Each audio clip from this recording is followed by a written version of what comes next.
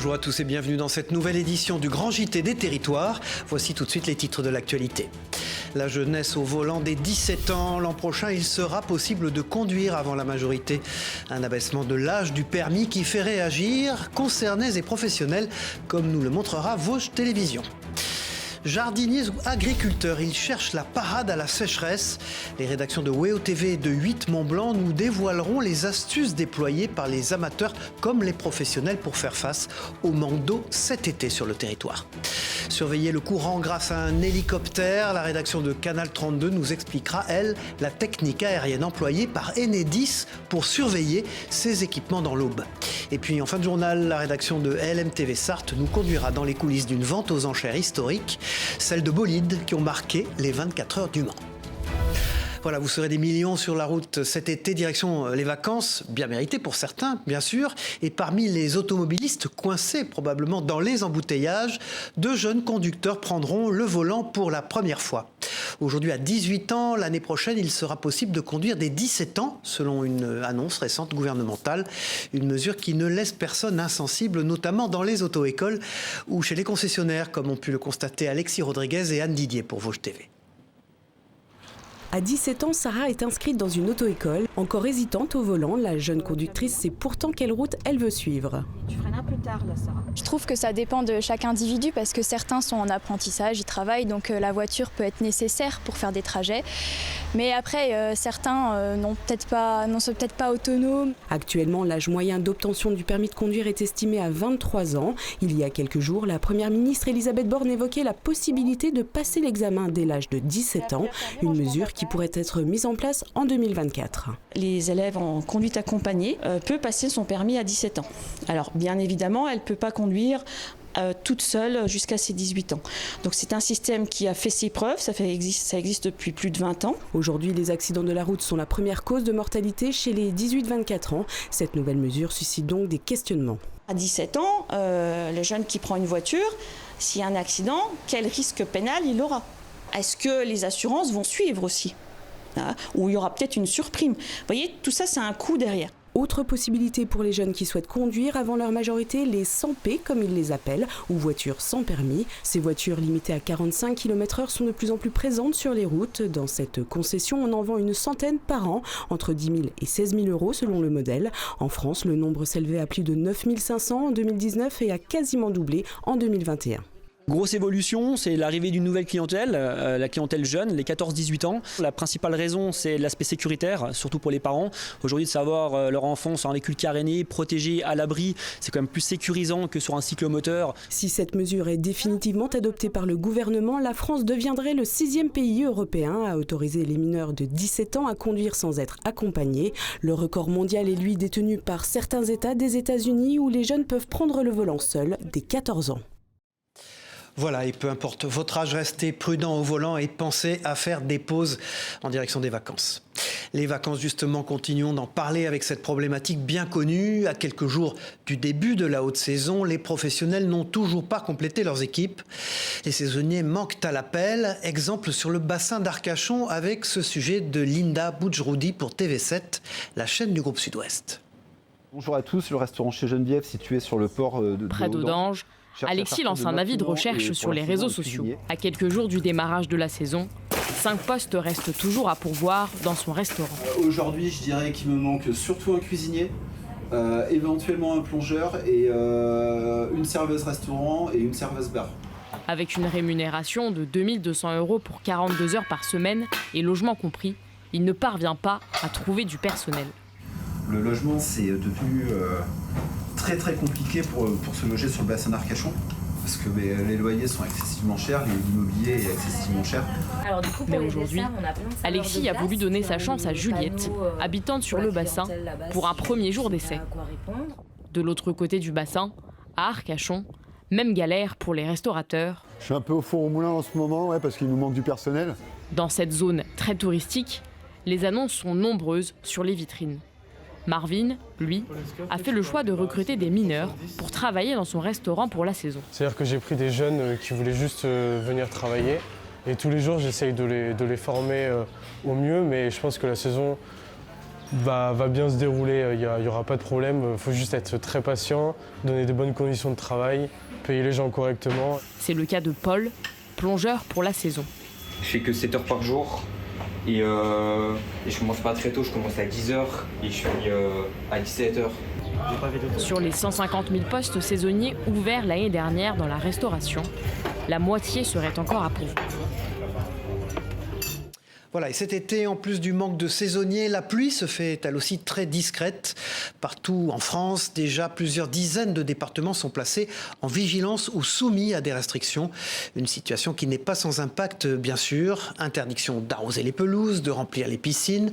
Les particuliers sont obligés de s'adapter. Exemple dans un jardin familial de la Somme, où l'on redouble d'astuces pour économiser la ressource en eau et limiter l'arrosage. Face au changement climatique, les pratiques évoluent, comme l'a constaté Jérôme Moubron pour EOTV, la chaîne de la Voix du Nord et du Courrier Picard. C'est une histoire qui semble se répéter pour Jean-Louis. Le jardinier envisageait de semer ici quelques légumes, mais face au manque d'eau, il doit revoir ses plans. Tout ce qu'on va semer, petites graines, navets, carottes et tout comme ça, il faut garder la terre humide. Et là, ici, ça part en poudre. Ça va être le problème, comme l'année dernière. L'été commence à peine que déjà la Somme accuse un déficit de précipitations, obligeant la préfecture à limiter l'usage de l'eau. Et là, l'eau, elle va bien à la plante. La même quantité d'eau, si je la mettais au pied, ça irait de partout. Bouteilles de plastique pour optimiser l'arrosage ou paillage pour conserver l'humidité. Pas le choix pour sauver leur récolte, les jardiniers redoublent d'astuces. Ah ben là, on est parti, là. On nous dit le réchauffement climatique. Oui, nous on le vit, là. Eh ben, j'ai mis mes carottes avant, j'ai mis mes petits pois avant. Là, ils sont récoltés, ça y est, c'est fini. Les tomates, je les ai faites avant, et là, elles sont magnifiques. Changement climatique oblige, les pratiques évoluent. Il y a 4 ans, Didier a opté pour la permaculture. Dans ses buts, épluchures de légumes et autres végétaux en décomposition viennent protéger et alimenter ses plants de pommes de terre. Ce n'est peut-être pas esthétique, mais depuis, le jardinier se passe d'arrosage. À l'intérieur de la butte, la terre elle est humide, elle est noire. J'ai pas besoin d'arroser, c'est humide tout seul puisqu'elle est protégée par tout ce qu'il y a de paillage. Sur une butte de patates comme ça, j'ai fait samedi, j'ai fait 15 kilos, mais des belles pommes de terre. Tous les moyens sont bons pour économiser l'eau, ressource indispensable à la vie des potagers. D'autant que l'épisode de sécheresse pourrait s'installer dans le temps. Depuis le mois de mai, la région Hauts-de-France ne compte que 2 jours de précipitations. Une sécheresse qui impacte, vous le savez déjà, une bonne partie du territoire. En Savoie, les agriculteurs font face, eux aussi, aux aléas climatiques. À l'heure des premières récoltes estivales, le bilan n'est pas si mauvais, mais reste très fragile. Les précisions d'Emmanuel Jo pour la chaîne 8 Mont-Blanc. Regardez. Installé depuis quelques années sous le col de Vorgé en Savoie, le GAEC des paysans voyageurs vit au fil des saisons. Comme chaque début d'été, l'arrivée des mois chauds est synonyme de récolte des fruits rouges qui ont cette année bénéficié de conditions assez optimales. Alors au niveau des petits fruits, c'est pas mal parce qu'on a eu pas mal d'eau et les petits fruits ils sont bien développés et du coup on a une belle année parce qu'il y a quand même eu de la pollinisation, il n'y a pas eu de gel tardif. Donc les fleurs, elles vont jusqu'au bout. Là, si on regarde les différentes grappes, on a quand même des belles grappes, par exemple. Et ce qui est chouette avec un printemps pluvieux, c'est qu'on a des belles pousses. Et les belles pousses de cette année, ça va être les fruits de l'année prochaine. Car c'est justement la gestion de cette ressource en eau qui va déterminer la qualité de cette saison 2023. En effet, si les préfectures de nos départements ont déjà pris plusieurs mesures et arrêtés afin de prévenir les épisodes de sécheresse attendus pour les prochains mois, les agriculteurs, eux, se préparent en paillant les sols et en se gardant bien de dresser des premières tendances sur ce début de saison. Vous voyez, la météo, elle est toujours un peu incertaine. On nous annonce toujours des orages, potentiellement de la grêle, des gros coups de vent. Donc ce qui est ramassé, c'est ramassé. Ce qui n'est pas ramassé, il y a toujours un risque que ça reste par terre ou que ça se trouve abîmé. J'ajouterai un bémol sur le verger, ou tout ce qui est fruits à noyaux, où là, justement, le printemps assez frais et très humide a fait qu'il y a beaucoup de fleurs qui ont coulé. Et pour faire face à cette incertitude météorologique récurrente, nombreux sont les producteurs de fruits et légumes de nos territoires qui, à l'image des paysans voyageurs, ont choisi d'investir dans des systèmes de stockage d'eau pluviale. Une façon de minimiser l'impact du dérèglement climatique sur des cultures plus que jamais essentielles à notre quotidien. Voilà, et le monde agricole s'invite aussi à Paris dans ce journal. La chaîne francilienne 20 minutes TV s'est glissée dans une séance d'initiation à l'agriculture urbaine à Bobigny. Sur place, les bénévoles apprennent quelques règles basiques du potager. Un sujet de Mélanie Faure. Regardez ce reportage. Pour faire la fête, il faudra attendre demain. Comme tous les vendredis, la Prairie du Canal ouvre ses portes pour accueillir ses bénévoles. Au programme, du repiquage de basilic avec Thaddée. Maintenant que la graine a germé, on se retrouve avec pas mal de petites plantules qu'on va regrouper dans un seul godet. On va en mettre 5. Je vais choisir mes petits plants et je vais repiquer le petit bouquet de basilic à l'intérieur. Rapidement, les bénévoles prennent leur marque avec le sourire. Un peu dur. Bah, ils sont super sympas, franchement ils sont accueillants et puis même quand on arrive, on nous sert un petit café, on est bien. Aaron et Bilal sont venus ensemble. Cette expérience de bénévolat donne le coup d'envoi de leur week-end, une activité mûrement réfléchie. J'avoue que c'est la première fois que je le fais. C'est plutôt parce que les plantes ça m'intéresse et du coup j'avais envie d'apprendre un peu plus le jardinage et l'agriculture bio. Je trouve ça important. Sous la serre, le soleil fait grimper la température, mais pas de quoi décourager Naomi qui vient tous les vendredis. J'ai appris à semer, à repiquer les plantes parce que je viens de la campagne mais au final j'ai jamais vraiment aidé mes parents pour le jardin. J'ai aussi appris par exemple à monter une serre, on a fait du bricolage, on a fait des tables, des bancs, des ombrières. En un après-midi, les bénévoles et Thaddée repiquent en moyenne une centaine de basilic. Dans quelques jours, ils seront disponibles à la vente. De l'agriculture urbaine au champ de canne à sucre martiniquais dans ce JT. La rédaction de Via ATV a rencontré un cultivateur alors que la récolte de la canne à sucre touche à sa fin actuellement. À 43 ans, Willy Louzy Daniel est propriétaire aujourd'hui d'une vingtaine d'hectares. Les pieds sur terre, il est conscient des difficultés du métier, mais n'envisage pas pour l'instant une reconversion. Un sujet de Loïc Régis, regardez. Au début des années 2000, Willy découvre les métiers de la canne aux côtés de son père, lui-même travailleur de la terre. Une expérience enrichissante pour lui. La graine est semée, il en fera aussi son activité principale. Ça amène un savoir-faire, ça amène aussi de connaître les moments difficiles, d'apprendre que c'est pas un métier facile déjà. Amoureux de la terre, il se développe au fil des années. Il exploite 1 hectare au départ, une vingtaine aujourd'hui. Pour atteindre ses objectifs, Willy a réalisé de nombreux investissements.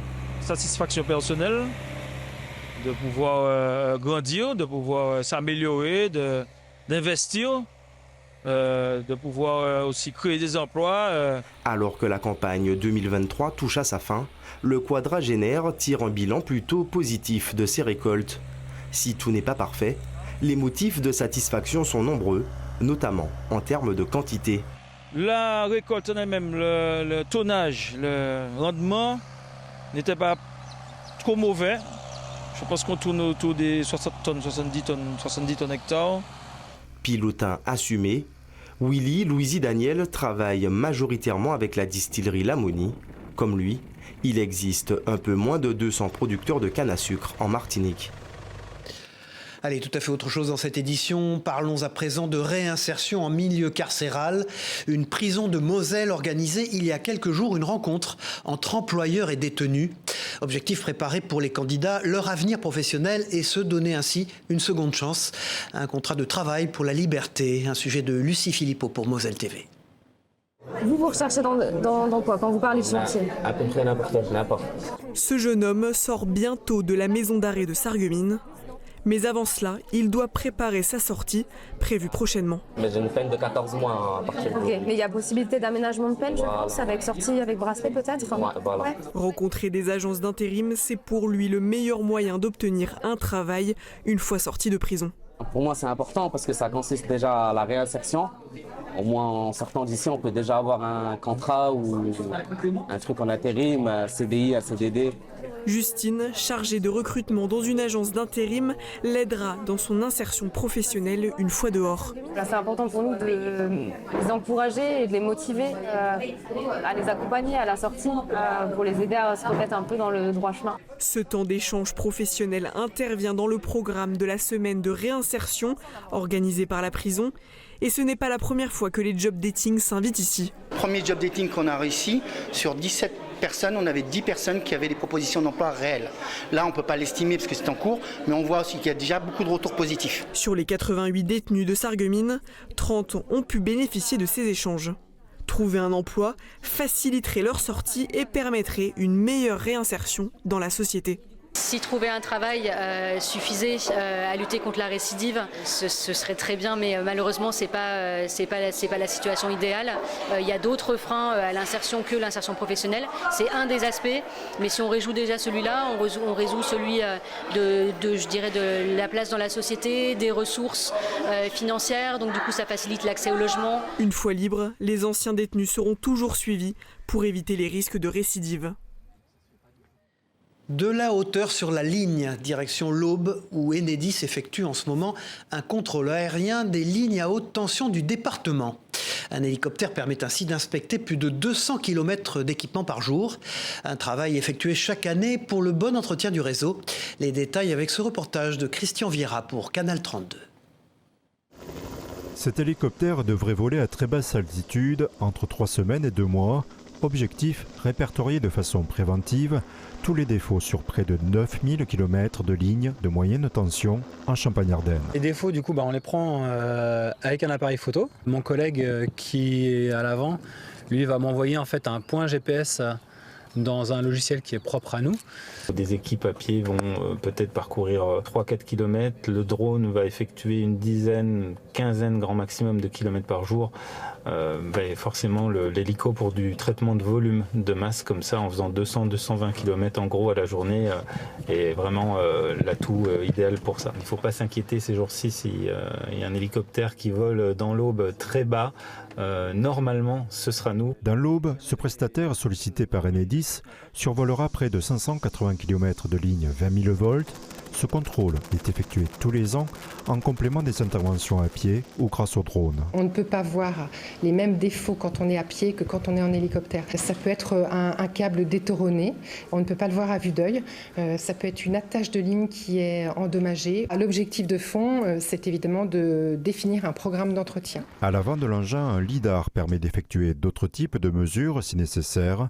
Au sol, un coéquipier suit le trajet afin de ravitailler l'hélicoptère si besoin. L'appareil qui est devant l'hélicoptère, c'est un lidar. C'est un système qui permet essentiellement de détecter la végétation autour des lignes, la hauteur entre les lignes et le sol. En 2022, 9,4 millions d'euros ont été consacrés au programme d'entretien des lignes en Champagne-Ardenne. Pas de diamant noir, mais un maillot jaune pour le Tour de France. La grande boucle qui a débuté le 1er juillet dernier fait étape cette année dans la ville de Limoges. Une occasion unique pour l'économie locale de mettre en avant ses savoir-faire. La preuve avec ce fabricant de baskets qui a confectionné une paire spéciale aux couleurs du Tour. Précision recueillie par Alain Druon pour 7 à Limoges. Donc voilà les éléments qui ont été imprimés, donc bien entendu avec le logo du Tour de France pour l'occasion. Le choix était de réaliser en fait une impression et bien entendu on a mis à l'honneur Limoges sur la talonnette extérieure pour que ça ressorte bien. Il y a un projet qui était accepté par ASO, donc la société qui organise le Tour, et surtout en lien avec le secteur communication de la ville qui m'a bien aidé là-dedans. Donc le but c'est vraiment c'est un objet de communication qui va me permettre de donner un peu de visibilité à la marque, de montrer qu'à Limoges, on fait de la porcelaine, mais aussi, on fait aussi des baskets. Et du coup, on s'est un peu lâché dans la personnalisation en faisant un produit qui est, on va dire, fun en fait, au coloris Tour de France. Allez, une belle histoire à présent dans ce journal, celle de Gabriel, un enfant de 13 ans, et de Noisette, une vache. Les deux complices ont noué une étonnante relation depuis que le premier a sauvé la seconde de l'abattoir. Une histoire d'amitié dont vous voyez quelques images et qui sera bientôt mise à l'honneur dans une émission de France Télévisions. Propos recueillis par Neil Ferrani pour la Dépêche du Midi, notre partenaire. J'ai toujours rêvé d'avoir une vache et de l'élever au biberon, vu que j'en avais 3 avant. Le matin, je vais la nourrir et après, je vais directement travailler avec elle 1 heure par jour. Le but, c'est de pouvoir faire des cabarets avec elle, pouvoir m'amuser avec elle, pouvoir la monter, pouvoir lui faire des petits tours pour les cabarets.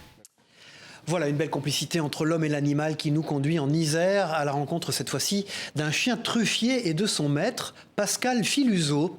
Un tandem qui a du flair pour rechercher et trouver le roi des champignons, comme a pu le constater Mirko Pecci pour Télé Grenoble. À l'ombre de vieux chênes, au pied de la Chartreuse, un chien et son maître chassent le roi des champignons, la truffe noire. Toujours muni de son cavadou, Pascal Filuzzo est un redoutable caveur passionné. Ça fait plus de 20 ans que je suis dans la truffe et là ça fait 20 ans que je suis en Isère. Je suis boucher actuellement, voilà. Donc en dehors de ça, je fais un peu un plaisir d'aller sur les marchés à la rencontre des gens. Il existe 60 espèces de truffes, ce qui permet aux rabassiers de débusquer toute l'année. Certaines espèces battent des records de prix, comme la truffe blanche d'Alba, qui est vendue à 7 000 € le kilo. Dans la truffière de Pascal, on récolte 5 espèces, dont la mélano d'hiver, l'estivium d'été ou encore l'uncinatum d'automne. La truffe noire, elle est beaucoup plus reconnue parce qu'elle a plus de parfum et que la truffe d'été, plus ou moins, c'est une truffe qui n'a pas d'odeur, mais elle a un avantage, c'est que la truffe d'été, elle vaut au moins 5 fois moins cher que la truffe d'hiver. Viens, Tonnerre, viens. Tonnerre est un chien d'eau romagnol, une race dotée d'une volonté de faire et d'une grande faculté d'adaptation. Autrefois, c'était le porc qui était exploité, mais il a été progressivement remplacé par le chien, plus obéissant et léger. Encore faut-il l'entraîner. La récolte est fructueuse. En une dizaine de minutes, Tonnerre a trouvé 11 truffes blanches, de quoi préparer brouillade ou autre beurre de truffe. En Isère, on compte 6 espèces différentes, alors à vos pioches pour dénicher ces diamants noirs. Voilà, et cet été, que diriez-vous aussi d'en savoir un peu plus sur l'époque néolithique? C'est l'expérience proposée en Corse par une association grâce à la reconstitution d'un village sur un site préhistorique. Les visiteurs peuvent notamment y découvrir les activités et les méthodes employées pour la confection d'outils de l'époque. Images et précisions au micro d'Angèle Ricciardi pour Télépaésé. Le principe ici, chacun a sa spécialité. C'est de refaire les mêmes objets qui ont été retrouvés lors de fouilles avec les mêmes techniques qu'on avait à l'époque. Là, je suis en train de polir une hache, du coup, polie. Voilà, c'est une petite hache. Le but, c'est d'obtenir un truc hyper brillant. Il faut venir nous voir, on est là pour ça, pour montrer tout ce qui était fait à cette époque. Donc on est vraiment amené à animer ce site de cette façon et répondre aux questions quand on a la réponse. Allez, on referme ce journal avec un bond de plusieurs millénaires dans le temps pour nous glisser dans les coulisses d'une vente aux enchères exceptionnelle, celle du Mans Classique. Pour l'occasion, des modèles mythiques sont mis à la vente, une occasion sans pareille d'approcher les plus belles carrosseries du monde et de se plonger dans l'histoire du circuit du Mans et du sport automobile. Un sujet d'Enzo Momer pour LMTV Sarthe. C'est l'une des plus importantes ventes aux enchères de voitures de collection en France. Lotus, Mercedes, Bugatti, Aston Martin. Depuis 2010, la maison Arcurial fait craquer les acheteurs du Mans Classique. Dans ce temple de la carrosserie rutilante, on s'arrache les plus beaux bolides et les plus belles histoires aussi. Lorsque l'on présente une voiture qui s'est illustrée aux 24 heures du Mans, peu importe l'époque, ici, la vendre en plein cœur du circuit, à côté de la pré-grille, ça prend une vraie résonance et un vrai sens historique. Revenons quelques jours avant, lors de l'exposition, un moment bien plus calme, loin de la foule, pour y découvrir l'une des pièces maîtresses de la vente. Je vous accompagne vers une, si ce n'est la star de cette vente du Mans Classique cette année. C'est une Porsche 962C qui est engagée par une équipe japonaise aux 24 heures du Mans en 1990. Et cette voiture, jusqu'à la dernière heure de course, elle occupe la 4e place. Devant elle, une autre Porsche 962 occupe la 3e place. Et d'un coup, la voiture a un problème mécanique. Elle doit abandonner. Et finalement, c'est celle-ci qui va se retrouver sur la 3e marche du podium. Elle est estimée entre 1,5 million et 1 800 000 €. Un prix à en faire tourner la tête comme presque tout ici. Mais ce qu'on vient acheter avant tout, ce sont des morceaux d'histoire, comme cette relique de l'accident de 1955. C'est le couvre-habitacle, on le voit ici sur la photo, qui venait fermer en fait la partie inoccupée pour parfaire l'aérodynamisme de la voiture. Et cette pièce, durant l'accident, a été projetée. Elle a été récupérée par un commissaire de piste aux abords du circuit et elle s'est ensuite transmise pour arriver aujourd'hui à la vente aux enchères. Nous vendons ces enchères à 12 000, c'est là 14 000, 14 000, 16 000. La pièce partira après une belle bataille. Et on adjuge 26 millions. Bravo monsieur. Quant à notre star du jour, il y en a un qui va la prêter, il est peut-être en course à 1 280 000. Dernière chance, voulez-vous 1,3 million prochaine enchère?